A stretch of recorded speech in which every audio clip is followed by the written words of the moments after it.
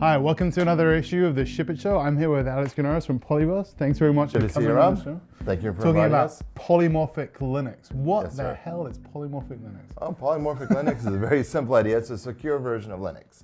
You take the normal Linux that you have today, your Alpine, your Ubuntu, your CentOS, and get that version, get a polymorphic version from us, and that version has been hardened against zero-day cyber attacks.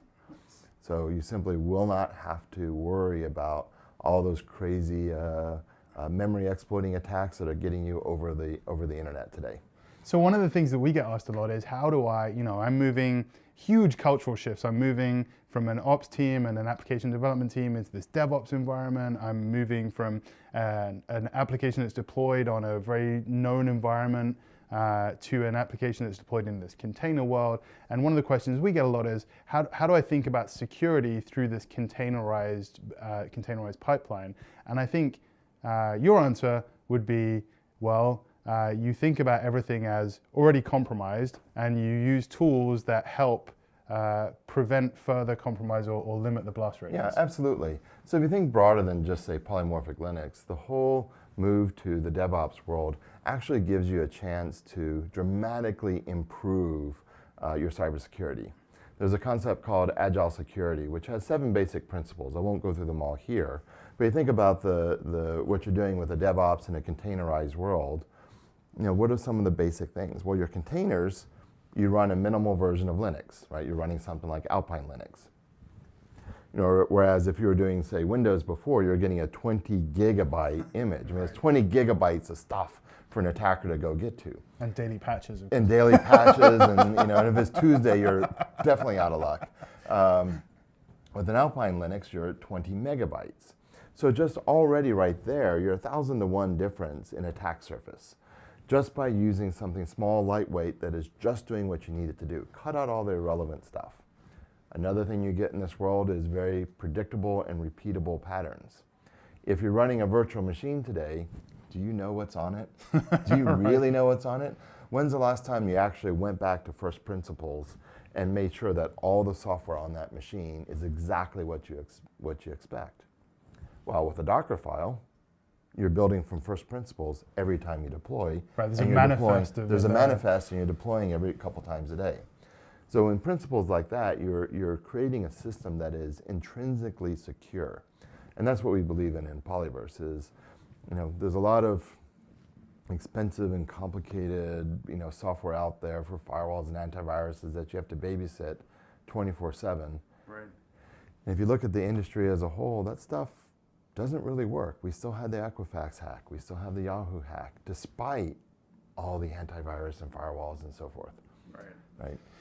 So what if I'm a CTO or I'm a CISO and I see the move to containerization? I'm probably a little bit nervous about it, as most people are with new things, but how does polymorphic Linux fit into that landscape? How should I think about it? What does it solve for me?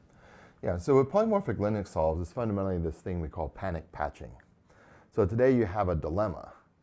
When a patch comes out, and there were 7,000 of them last year in Linux alone, do you patch right away and deploy it? Okay, well, what about your test step? Right. So you're running some risk that you might get some downtime if that patch created issues for you. But if you don't patch, that patch just became the blueprint for every script kiddie attacker in the world. So you're caught with this incredibly tough dilemma. Patch immediately and run the risk of outage or break in behavior, or run the risk, don't patch immediately and run the risk of getting hacked. Right. And so what we do with polymorphic Linux, because you're getting a unique version of Linux every time you install or run an update, that version of Linux that you're running is unique to you, to your server. Nobody's ever seen it before. No nation state hacker, no mafia hacker, no 15-year-old kid that's just trying to give you grief. Nobody's seen it before. And if attackers don't know your software, it's very, very hard for them to attack it. So how much can I relax? I mean, I don't think you're claiming to solve all of the vectors, all the attack vectors, but how much can I relax if I'm in a containerized environment? I'm nervous about this move towards uncontrolled or seemingly uncontrolled containers. I install or I mandate that polymorphic Linux, Polyverse's products is installed on all the containers, how much of the problem does that solve for me? We solve about 2/3 of all the vulnerabilities that came out last year. Wow, that's a big And number. if you want to, and that's solved like just a one-click install, kind of fire and forget. Whether you're running containers or not, simply get Linux from us, and you will eliminate an entire class of memory-based zero-day exploits. When you think about moving to that DevOps world, again, if you follow the agile security principles, there's 7 of them total, but think of it very simply. Do multi-factor authentication for your users, right, so that you don't have a single point of failure if a password is compromised. This is all about eliminating single points of failure. Right. So for your users, do multi-factor authentication. A lot of great companies like Auth0 and so forth can make that very easy to do. For your data, encrypt your data. Right? I mean, it sounds silly and basic. Don't store it in an S3 bucket? We can store it in an S3 bucket, it's fine. In a plain text file? But don't keep it in a plain text file publicly exposed to everybody, unless it's your HTML page of your website. That's a perfectly legitimate case. But you laugh, but you'll find plenty of attack examples where they might have bought an expensive firewall, but their data was visible over an API.